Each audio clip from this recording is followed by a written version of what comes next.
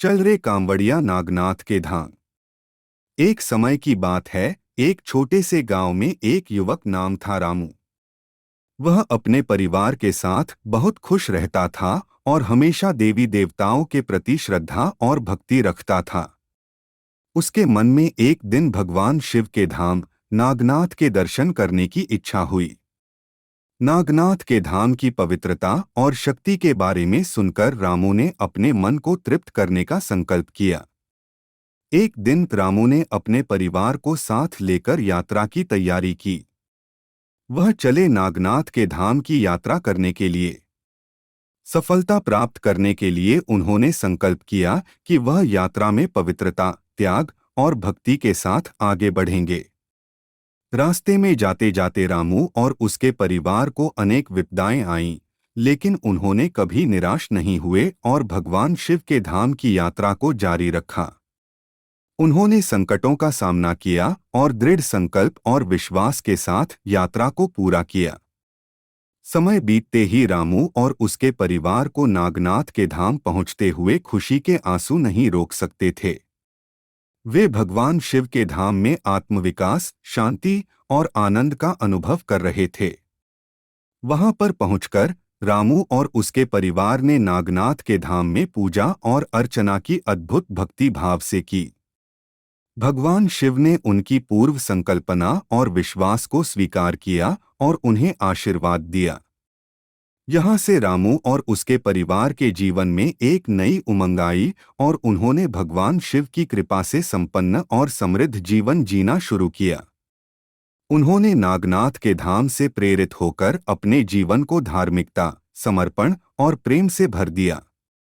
इस रूप में रामू ने नागनाथ के धाम के दर्शन से अपने जीवन को सकारात्मकता और ध्यान के साथ भर दिया।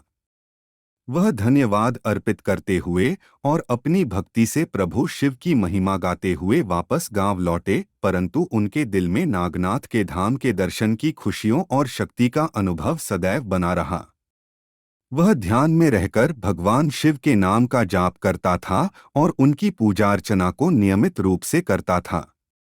उसका दिल नागनाथ के प्रति विश्वास और भक्ति से भरा रहा। एक दिन गांव में एक बड़ा आपदा आई। एक भयानक सर्प समूह ने गांव को घेर लिया और वहां के लोगों को दिनरात सर्पों के डर से जीना मुश्किल हो गया। लोग बहुत व्यथित थे और रामू ने भी देखा कि उनके साथियों को इस संकट से निकालने के लिए कुछ करना पड़ेगा। रामू ने अपने मन में भगवान शिव का साथ मांगा और नागनाथ के धाम की शक्ति से भरे हुए वह सर्प समूह के पीछे निकल पड़ा। उसने विश्वास और साहस से सर्पों का सामना किया और धैर्य से उन्हें संभालकर नागनाथ के धाम ले गया। नागनाथ के धाम पहुंचकर रामू ने भगवान शिव के दर्शन किए और उनसे सर्प समूह के बारे में बताया। भगवान शिव ने रामू को आशीर्वाद दिया और उनसे कहा कि उनकी भक्ति और समर्पण की वजह से वे विशेष रूप से बदल गए हैं।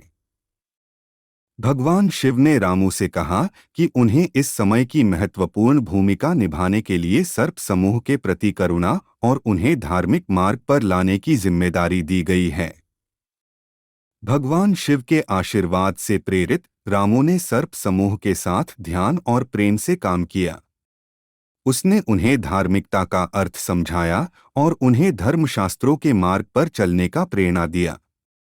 सर्प समूह ने रामू के शिक्षा से विश्वास किया और उन्होंने बुराई का मार्ग छोड़कर धर्म का मार्ग अपनाया। धीरे धीरे समय बीतता गया और रामू ने सर्प समूह के साथ मिलकर अपने गांव को सर्पों से मुक्त किया। लोग बहुत खुश थे और रामू के धार्मिक और धैर्यशील बनने के प्रति प्रशंसा करते थे। वे संपूर्ण गांव के हीरो बन गए थे। नागनाथ के धाम से वापस लौटकर रामू ने अपने परिवार के साथ भक्ति और धर्म के संदेश को गांव में फैलाया।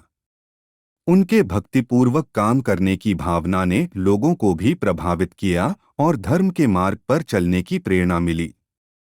रामू के द्वारा सर्प समूह के साथ हुए इस धार्मिक संगठन का सुनहरा परिणाम था कि गांव में अब लोग एक दूसरे के साथ समझदारी से रहने लगे थे और धार्मिक आदर्शों का पालन करने में रुचि दिखाने लगे थे। इस तरह रामू और उसके परिवार ने नागनाथ के धाम के दर्शन की खुशियों को अपने जीवन में समाया और अपने साथियों को भी धर्म के मार्ग पर चलने का प्रेरणा दिया। उनके धैर्य, समर्पण और भक्ति की मिसाल गांव वालों के लिए थी।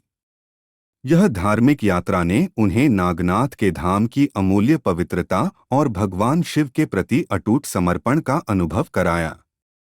इस रूप में चल रे कांवड़िया नागनाथ के धाम की यह महान धार्मिक कथा समाप्त होती है।